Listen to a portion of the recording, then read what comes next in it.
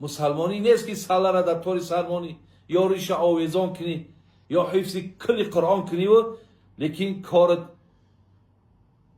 زن طلاقی و کارت فرزنده را در بدر کردن. امروز با حتی یک نامرد دیگرش بگیم شعار دین همیه که به کسی ضرر نرسان و چیزی که زیان دارد از او دور باش.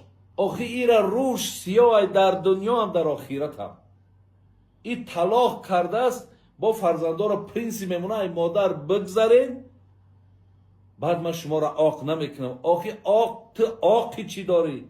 تو خودت آق دنیا و آخرت. آخه زن اگر خیانت در قپیدی مقصد با یک مرد بیگانه در جایگاه خواب عزیز در حقیقتا این کاری توبه است. توبه است. بعضا وقت میشنوی مرد بیچاره در مهاجرت مهنتی چقدر مهنت کشیده اذیت کشیده امروز با شرمندگی زن او را با یک نفر دیگر میکپند. البته در این حالت یگون مرد زندگی کردن هم میتوند. البته گفتی که حاجی میرزا خیلی گفتن درون با درون انسان خودش را میخورد. هر گاهی که به چهره همون زن نگاه میکنی البته به یادت میرسد. خواهرای عزیز خواهش میکنیم که کوشش کنید که نفس خود را نگه دارید. امروز خیلی خودتون شنویده. برادرای عزیز و خیلی گرامی یک چیز دانید طلاق به سبب باشد. به سبب من فقط سبب برادرای عزیز من سبب شد در دوام میگم اگر به سبب طلاق کرده باشی این عملی تو حرامه. این عملی تو ظلمه. این عملی تو گناه کبیره و از پشت این کردت پیش خدای مهربان عذاب میکشی و عذاب میبینی و خار میشه. این حکم شریعت بود که کسایی که طلاق کنند طلاق یعنی عملی کردتان حرامه ظلمه عملی بگیم گناه کبیره و پیش خداوند برای این شما جزا میگیرید. دویم موضوعی رو که حاجی میرزا مطرح کردن درباره خیانت زن است. یعنی که در صحیفه‌های اجتماعی ما خیلی زیاد با میخوریم که یک مرد اویله خودش رو با یک مرد بیگانه که یا که در مهاجرت مهنتی بودنش یا اینکه خیش تباروی مرد دادراش اکاش همسایه زن یک نفر دیگر رو با همخوابگی با یک نفر زینوکار دیگر قپیدگان. دویم موضوع حاجی میرزا در همین موضوع است. گوش میکنیم دوستان عزیز. به نهایت موضوعهای خوب است مطرح کردگی. زن اگر خیانت در قپیدی مقصد با یک مرد بیگانه در جایگاه خواب این خیلی از دهن یک کس نشنیدی در جایگاه خوابش یا مثال امروز با طریق نمی ویدیوها اگر به شرط زنتا با مرد بیگانه دستگیر کردی این حالت تو اگر طلاق هم کردی تو گناهگار نمیشه.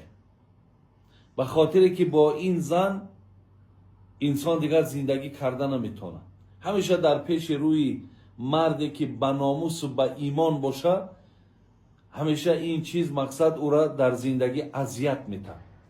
غیر این تو با این طلاقت میدانی که الله مهربان میگه که مرا نزد آدمای شکسته دل میآوی. تو وقتی دل یک زن دل فرزنداره دل اهل خانواده شون میشکنی الله میگه من در پیش اونها هستم. وقتی الله همراه اونها باشد در پهلوی اونها باشد حال تو چی میشود؟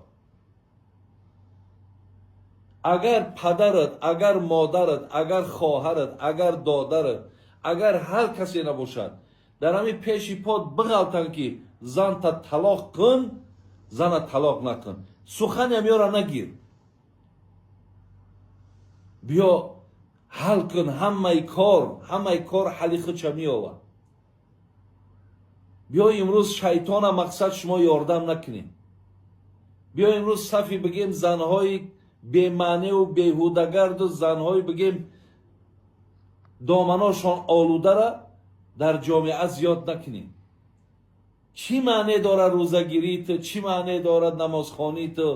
امروز قریب ممکن یگان 5 یا 6 نفری که از بین امینا مرا زنگ زدن، یک تاش زنی حافظ قرآن ای، یک تاش زنی قریب 10-12 بار حاجی ای، یا تا دیگر زن یک نمیدانم برا مولاناش گفت، مولویش گفت، چیزش گفت. حتی اینها هم دست به همین گناه میزنند.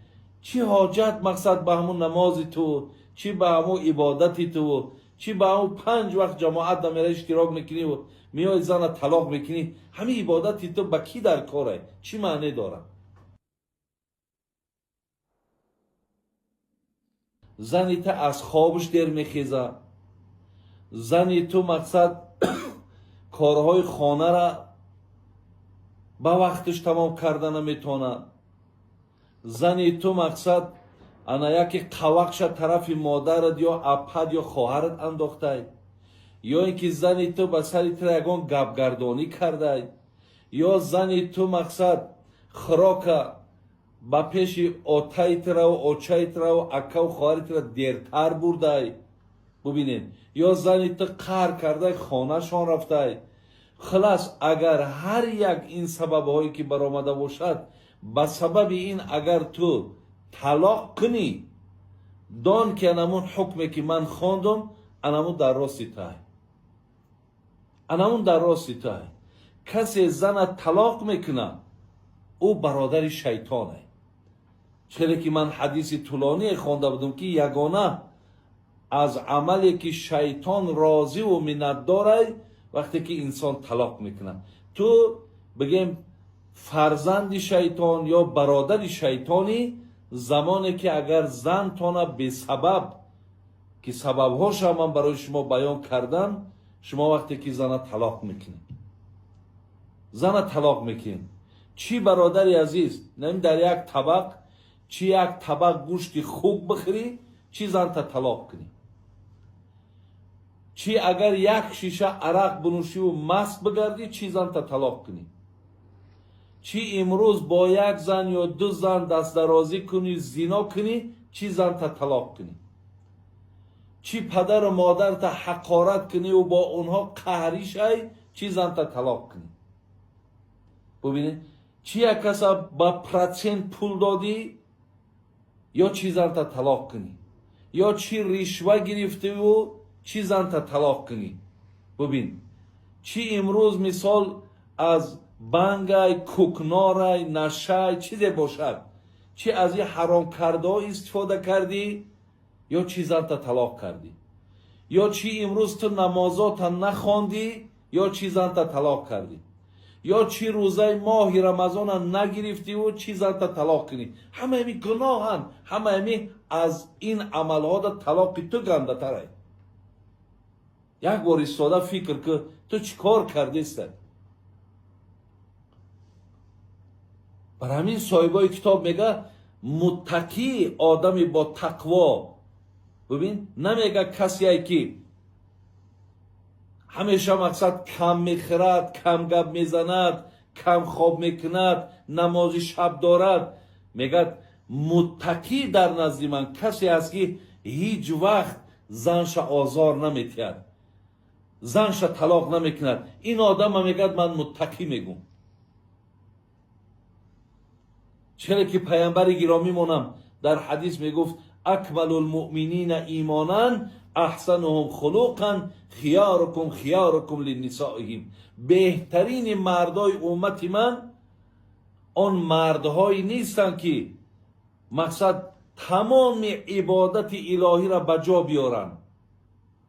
بین استثناء حضرت علی، بهترین مردهای امتم مردهایی هستند که با زنهاشون خوش معاملن، در زنهاشون احترام میگذارن، زنهاشون دوست میدارن، دلبرداری برای زنهاشون میکنن.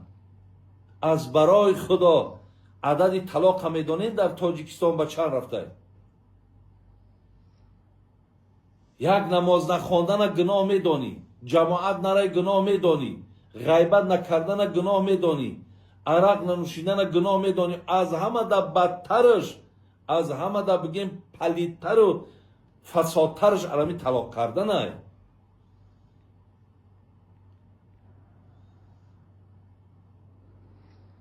برای همین برادرای عزیز بسیار با از مهاجرت طلاق میکنین، نکنین این کارا. هیچ وقت با همه کار راضی شو، همین کلا تکی بگیرن راضی شو زن تا طلاق نکن.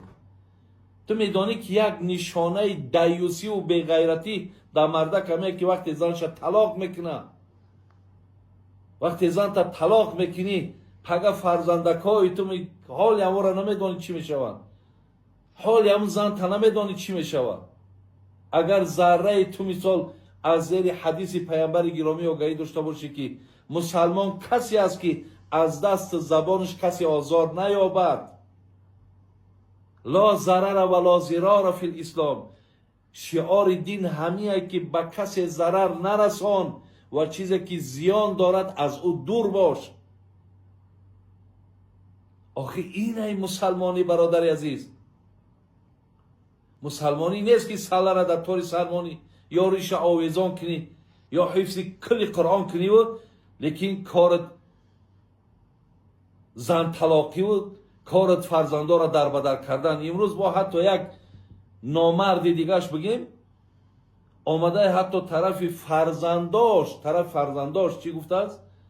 گفته است اگر به شرطی از همه اینا مادرتون گفته من طلاق کردم، اگر شما از همین مادرتون روی نگردانین من همه تر با آق میکنم. ببینید برادرای عزیز، شما خداتون همین سخنها را شما خداتون اگه شما علمم نداشته باشین در ترازوی علمم چین کرده نتونین، در ترازوی عقلتون چین کنین. همین انسان با همین کار کردگیش همین را در کدام طبقه آدم راه دادن در کار. آخه این را روش سیاه در دنیا هم در آخرت هم این طلاق کرده است. با فرزنده را پرینسی میمونه ای مادر بگذارین بعد من شما را آق نمیکنم. آخه تو آقی چی داری؟ تو خودت آقی دنیا و آخرتی. آخه این خیلی حالت در فرزند اگر به غیرت باشه ای دستش میگیره ای در بینش میگیره برای گم شد تواری پدری بی ناموسی بی آره که تو مثال چیکار کردی این خاندانی ما را.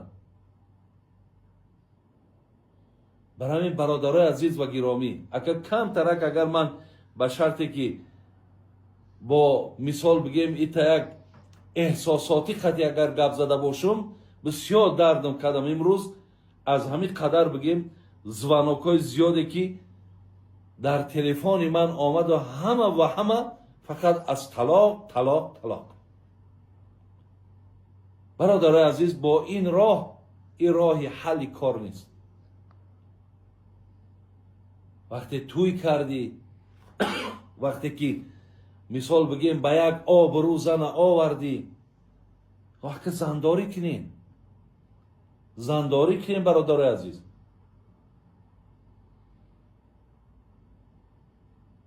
در مسئله طلاق کردن سخن هیچ کس قبول نکنین. پیامبر میگه در حدیث میگه که لا طاعت لمخلوق فی معصیت الخالق، در گناهکار شدن خداوند هیچ وقت مخلوق اطاعت نکن. یعنی همه خانواده پرینسیپ مانه که شیر من نمیبخشم، حق پدری من نمیبخشم،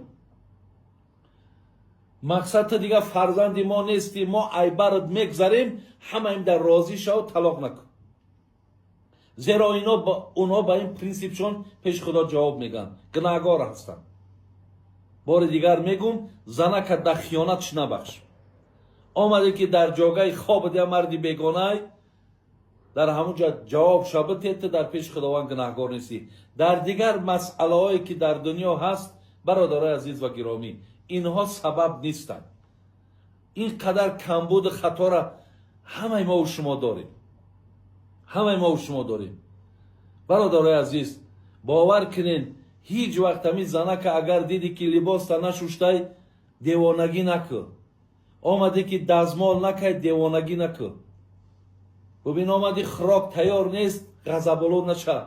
پیامبر نبی چقدر زیبا میگه لا یفرق مؤمن مؤمنتا ان کری منها خلقا رضی منها آخر.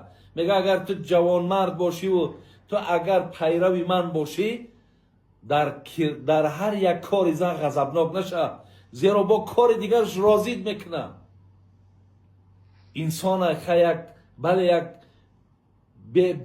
به اهمیتی کرده، تنبلی کرده، یا در خواب زده، یا یگان بیچاره در یگان کاری مثال گاو و مال مشغول بود، در یک کودکات مشغول بود، یگان درد داشت. همه ای را پیش نظر بیارین. درو مقصد شما خلاصتون نبرارین. خدای مهربان همه تا نگاه بداره. الله مهربان هدایتتون کنه. در این برابر زنها را هم هشدار میتون که پیامبر صلی الله علیه و سلم گفتگی از هر دو زن و مرده که گفته است که لعنت خدا، لعنت ملائکه ها، لعنت تمام مردم بر نفری باد که یا زنش طلاق میکند یا زنی که شوهر طلاق طلب میکند. یا زن یا مرد، زن اگر ای مردک طلاق طلب کند به سبب اگر مردک هم خیانت کنه میلش بتونش بخشیده ببخشش، نتونیست بخشیده خواست زن خو مرده در همین جا مثال میتوند که طلاقش طلب کنه در حالت خیانت. لیکن در غیر این اگر یگان سبب های دیگر باشد ببینید که لعنت خدا، ملائکه ها، جمعی مردم. حتی پیامبر گفت که بوی جنت به مشام این مرد این زن نمیرسد وقتی که در دنیا به سبب زناشون طلاق میکنن یا زنی که مردک طلاق طلب میکنن.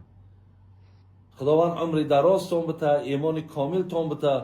گمانم همیه که انشاءالله آنچه را که من بگیم یک درد دل بود، درد جامعه بود، داغی روز بود، شاید که شما درک کرده باشین. خیلی تماشا کردیم دوستان. ما وعده داده بودیم که کسانی که در صحیفه ما ابونه است انشالله به امر خدا هیچگاه پشیمان نمیشه. دوستان عزیز، امروز هم یک موضوع مهمی رو ما با همراه شما مطرح میکنیم.